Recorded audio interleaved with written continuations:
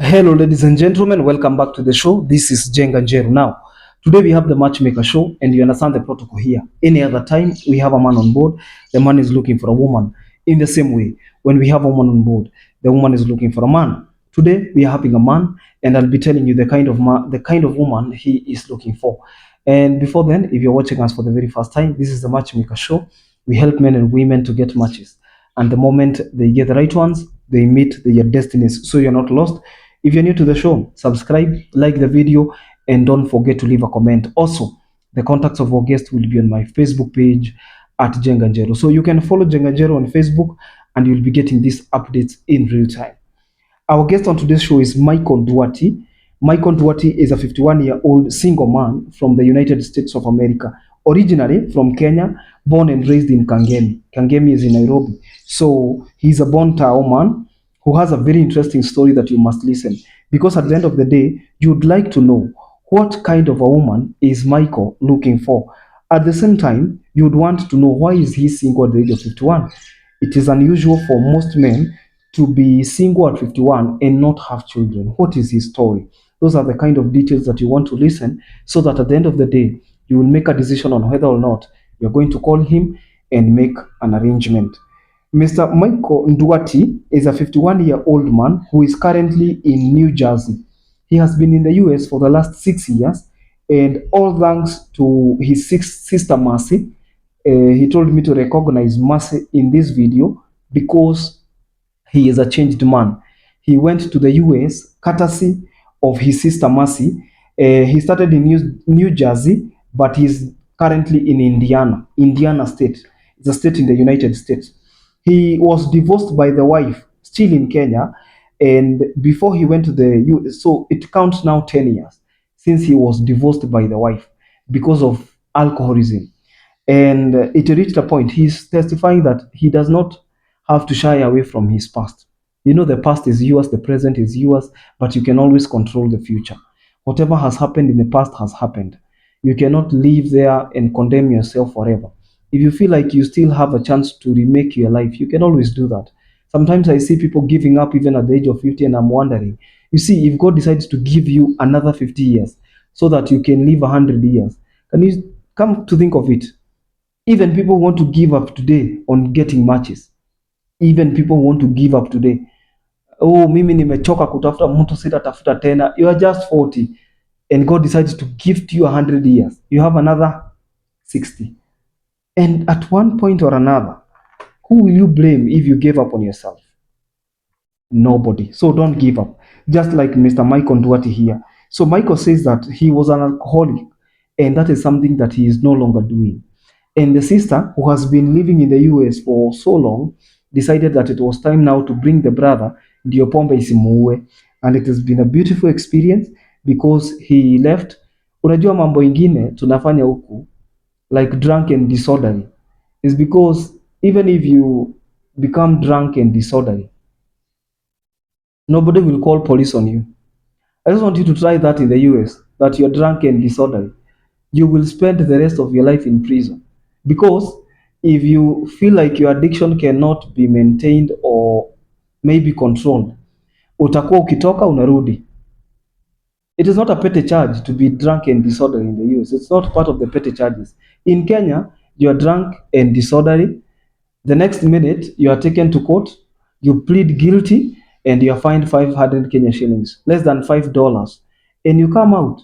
Now, because you know the pattern is the same, you still drink tomorrow, you are disorderly, you are taken there, and people give up. Unatusi watu venye unataka. Try that in the US. There are rules.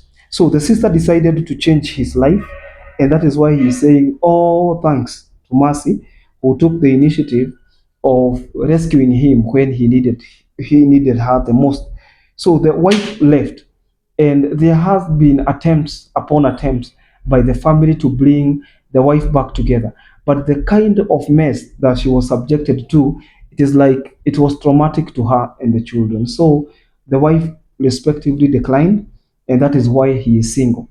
He says that he is a father of one, and he really doubts whether he is also the father because during that time he was very weak and very disorderly. So you can't really tell whether that child is yours. And because the child is no longer there to perform a paternity test, you cannot, you can only accept that you had one child and life happened. So the father of one is now the father of none, because if your wife gets married to somebody else and she gets married to somebody who is responsible, and she's going with the kids that you refused to raise, and she's going with the kids that you refused to share custody, you're going to lose those children. If that child is taken by another man, the man takes that child to school, the man fathers the child, becomes a very responsible step, chances are very high you will never see that child again. So there was a time that he was trying to quit alcohol when he was still in Kenya, but because of the influence of friends, the people you are used to drink with, you find yourself relapsing. And when Mercy, the sister, took him to the US, the first landed in New Jersey, he went through rehabilitation and all that, but he's currently working in Indiana as a truck driver. So he has changed into a very responsible man. He doesn't drink, he doesn't smoke, and right now he has his own money. He can be able to take care of a family, and that is why he feels like he was given his life back. I want to give a shout out to people who take care of their relatives, people who look at their relatives and decide this one is not going to sink. Because being a sibling to somebody does not mean a competition. Being a sibling means if you have the capacity, if you have the lifting edge, lift them up. Shout out to everyone who stands with their family when they need them the most. So, Mercy, congratulations on what you did, because your brother says, although he is older than you gave back, you gave him his life back. So he's very optimistic, and he's looking forward to getting a woman who can get him a child. Because as we speak right now, he doesn't have a child. As we speak right now, the man does not have a child. Because how can you count a child that went with another man? Can you? No, you can't. Now, there was a time 1 year ago, he was entering into a relationship, but that relationship did not even see the light of day because that woman confessed that she could not conceive. So that relationship was dead on arrival. So he says to increase the chances, he would like to be posted so that he can be upfront with what he needs. You know, when you are upfront with what you need, people are not going to be confused. He doesn't want somebody who is 40 years and above, because the risk, he says, the risk of getting children is a bit high. And also, that woman should be between 30 and 40. If that woman has a child, that is not a problem, because hata yeye si mtoto wake alienda na analelewa na mwanaume mwingine. So that will not be a problem. And if that woman does not have a kid, an added advantage. And if she is willing to relocate, that will not be a problem. But that woman has to be godly. That woman can also be open to be vetted by the sister and the pastor. He is now an accountable man, and two of his most trusted accountability partners happen to be the sister Mercy. Sister Mercy is very willing to get another sister, and the pastor mahali anaendaga kanisa. So he is ready for his testimony. He is ready to offer people who are going to be referees, and that will be it. So I am wishing him well. I hope he gets a good match from our desk. We can only wish him well, hoping that he gets a good match, because at the end of the day, it is very important to get a match. And that is what this show represents. If you're there, you're single and searching, I'm wishing you well. If you'd like to be posted, just like Mr. Michael Nduati, you can also be posted.